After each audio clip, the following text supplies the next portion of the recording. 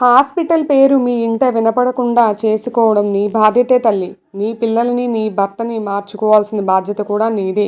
నువ్వు చదువుకుని జాబ్ కోసం ఎంత కష్టపడ్డావో, ఇల్లు నిర్మించుకోవడం కోసం, పిల్లల భవిష్యత్తు కోసం, నగలు చేపించుకోవడం కోసం ఎంత కష్టపడుతున్నావో, అందులో పదో వంతు కష్టం నీ భర్త, పిల్లలు కూడా నీ కోసం ఫార్మింగ్ చేసి ఆనందకరమైన, ఆరోగ్యకరమైన ఆహారాన్ని పండించుకుని, ఆనందకరమైన, ఆరోగ్యకరమైన జీవితం జీవించడానికి అవకాశాన్ని వదులుకోకండి.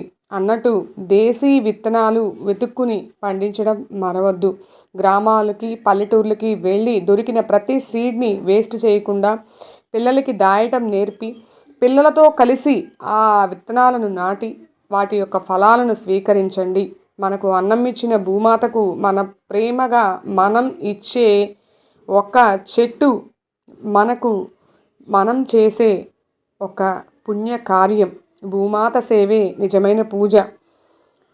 ఇలా పిల్లలకి విత్తనాలను, మొక్కలని భూమాతకు నివేదించడం నేర్పిస్తే వారికి ఇతరులకు సహాయం చేయటం, కలిసి ఉండడం, ఇతరులతో సంస్కారంగా ప్రవర్తించడం, వినయం, ధైర్యం, క్షమించడం, ఓర్పు, నేర్పు, తెలివి వంటి సద్గుణాలు నువ్వు నేర్పించకుండానే పిల్లలకు అలవడతాయమ్మా.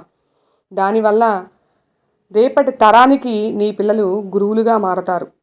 రేపటి తరాన్ని అందంగా, ఆనందంగా డిజైన్ చేసుకుంటానికి మనం అవకాశం ఇద్దాం. జై గోమాత, జై భూమాత.